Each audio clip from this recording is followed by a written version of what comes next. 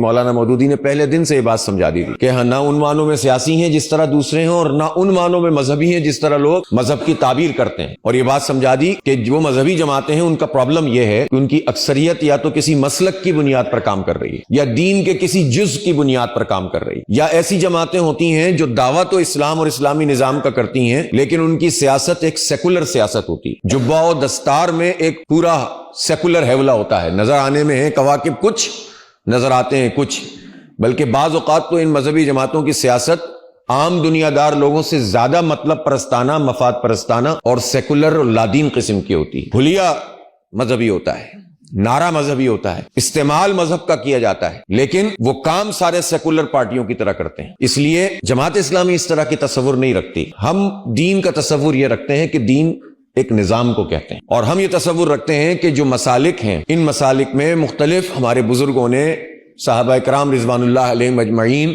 ان کے بعد تابعین، تبع تابعین، ائمہ کرام، فقہاء اعظام، علماء کرام، ان سب لوگوں نے قرآن و سنت سے اخذ کر کے مختلف معاملات میں مختلف آراء قائم کی ہیں، رائے قائم کی ہے، اور ہمیں اسلام سکھایا ہے. نماز ایسے پڑھنی ہے، روزہ ایسے رکھنا ہے، پاکی ناپاکی کے یہ مسائل ہیں، گھریلو معاملات اس طرح چلیں گے، معاشی معاملات اس طرح چلیں گے، یہ اصول ہے، یہ ضابطہ ہے، اور اس چیز میں چھوٹ موجود ہے، اس چیز میں کوئی چھوٹ نہیں ہے. تو یہ سب باتیں ہمیں علماء کرام اور فقہاء نے سمجھائی ہیں، بتائی ہیں. اور اسلام میں یہ بھی خوبصورتی ہے کہ ایک مسئلے پر ایک سے زیادہ آراء پائی جاتی ہیں، اور دونوں رائے قرآن و سنت سے اخذ کر کے ہوتی ہیں. تو اختلاف رائے خود ایک دین کی خوبصورتی بن جاتا ہے. اسی سے مسلک بنتے ہیں کہ کوئی ایک طریقے سے نماز ادا کرنے پہ کسی کو اختلاف نہیں، نماز کے مطلب پہ کسی کو اختلاف نہیں، نماز کی فرضیت پہ کسی کو اختلاف نہیں، اور رکعتوں پہ بھی نہیں ہے، فرائض پہ. اختلاف کس پر ہے؟ جزوی چیزوں پر ہے. تو دونوں فقہ میں ایک نے رائے اس طرح قائم کر لی بالفرض کہ اگر کوئی ہاتھ چھوڑ کے نماز پڑھتا ہے، یا ہاتھ سینے پہ باندھ کے یا ناف پہ باندھ کے، تو سب نے اپنی اپنی رائے اس طرح سے قائم کر لی. کسی نے کہا کہ نبی پاک صلی اللہ علیہ وسلم نے آخر وقت میں اس طرح سے معمولات انجام دیے تھے تو ہم وہ کریں گے.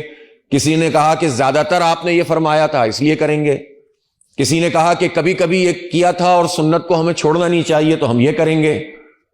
تو مختلف لوگوں نے مختلف طریقے سے رائے قائم کی ہیں، سب سنت سے نکلی.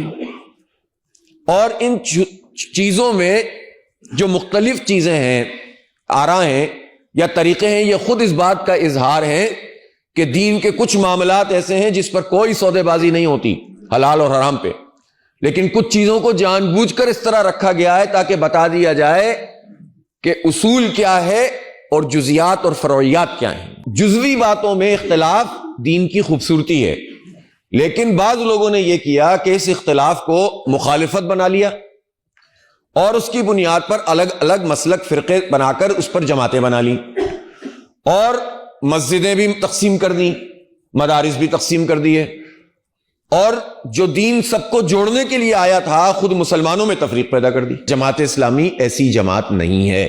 جماعت اسلامی سب کو متحد کرتی ہے. کچے پکے لوگ ہوتے ہیں ان کو ساتھ جوڑتے ہیں، پھر ان کی اصلاح کرتے ہیں، پھر ان کو سمجھاتے ہیں کہ ان باتوں کے اوپر اسلام کی اور دین کی یہ ہدایات ہے، اور اس طرح پھر تربیت سے لوگوں کو گزارتے ہیں. تو جماعت اسلامی دینی تحریک ہے اور سیاست کو عبادت سمجھ کے انجام دیتے ہیں. پیش نظر دو باتیں ہیں، اور وہ کیا ہیں؟ دنیا میں اللہ تعالیٰ کی مرضی کا نظام قائم ہو اور اس کام کے نتیجے میں اللہ تعالیٰ کی رضا حاصل ہو جائے. جنت ہمارا اصل ٹارگٹ ہے، اللہ کی رضا اور خوشنودی ہمارا اصل ٹارگٹ ہے، اور اس کو انجام دینے کے لیے ہم دین کو قائم کرنے کی جد و جہد کرتے ہیں. اس لیے کہ ہم نے نہیں فیصلہ کیا، یہ اللہ نے اور اس کے رسول نے فیصلہ کیا. تو ہم اس کے لیے محنت کرتے ہیں، کوشش کرتے ہیں، تگ و دو کرتے ہیں.